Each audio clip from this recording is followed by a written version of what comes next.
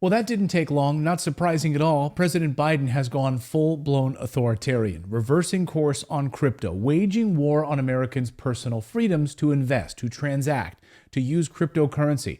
This weekend, he vetoed banks' ability to custodian cryptocurrency. This is the stuff of dictators, guys, or, frankly, leaders in Europe, but not America. And he was hoping that you wouldn't notice, that you'd be too busy. But we did, and this should piss all of you off if you care about freedom and the freedom to transact the way that you want, free of government interference. So all of this happened right as the verdict was being read against Donald Trump in New York. President Biden went into full panic mode, totally reversing course over cryptocurrency, made a disastrous mistake that marks the end of an 80-year dollar dominance. It's so much incompetence, in fact, in a 48-hour period that I almost can't even believe that it happened. Biden knew you all would be focused on Trump's verdict, right? So here's what happened. In the few hours while that was happening in New York, he authorized Ukraine to attack Russia using weapons inside of Russia, hoping you wouldn't notice. He then launched a strike on Yemen's capital, hoping you wouldn't notice. And he vetoed a cryptocurrency bill giving Americans more freedom to work with Wall Street banks for digital assets, basically vilifying crypto. Again, hoping you wouldn't notice. And then he snuck away to Rehoboth Beach for a nice beach weekend and having some ice cream. This all plays into the hands of freedom-loving Americans and to DeFi, decentralized cryptocurrency. You're not going to let me transact in the way that I want? Screw you, Mr. President. This is what European leaders do, not America.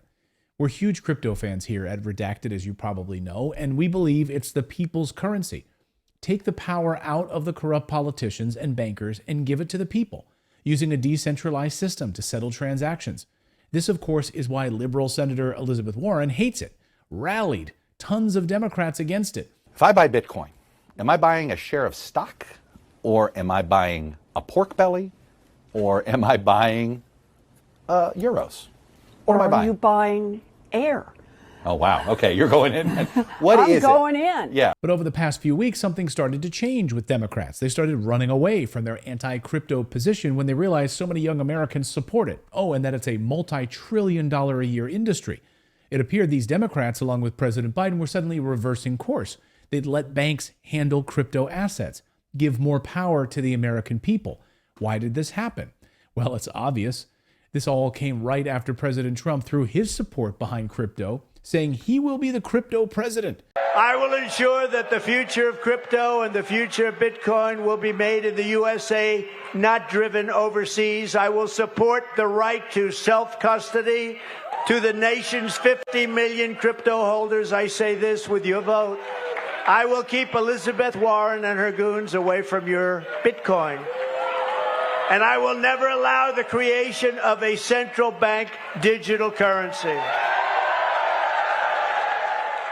Then suddenly Biden, pretending he too is a crypto president, appeared to soften his position.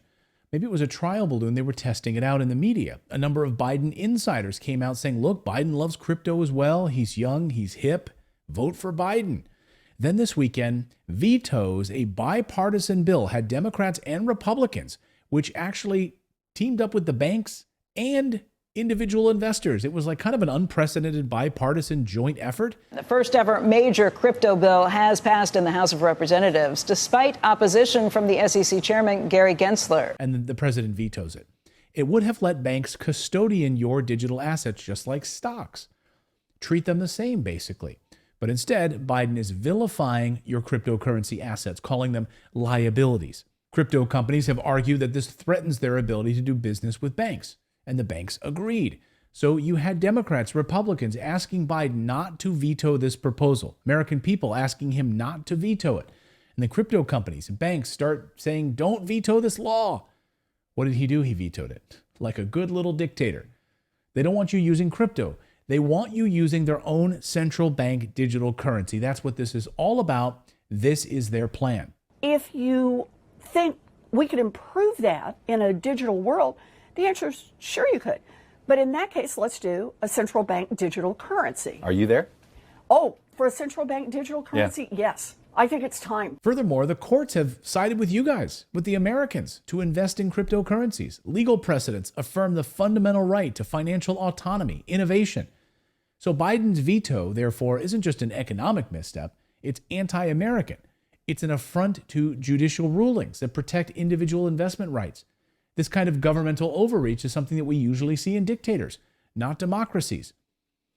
Now, the entire global financial order led by the U.S. Bretton Woods Agreement is coming apart at the seams. Russia and China have solidified their partnership to end the U.S. dollar as the world's reserve currency. Russia last week declared war on the U.S. dollar officially, seizing hundreds of billions of dollars in U.S. dollars that were inside of Russia, billions of dollars of real estate, businesses owned by American dollars inside of Russia. Russia officially done with the U.S. dollar and the underlying SWIFT system that settles transactions. They're launching a decentralized system with China. It is over for the U.S. dollar as the world's reserve currency.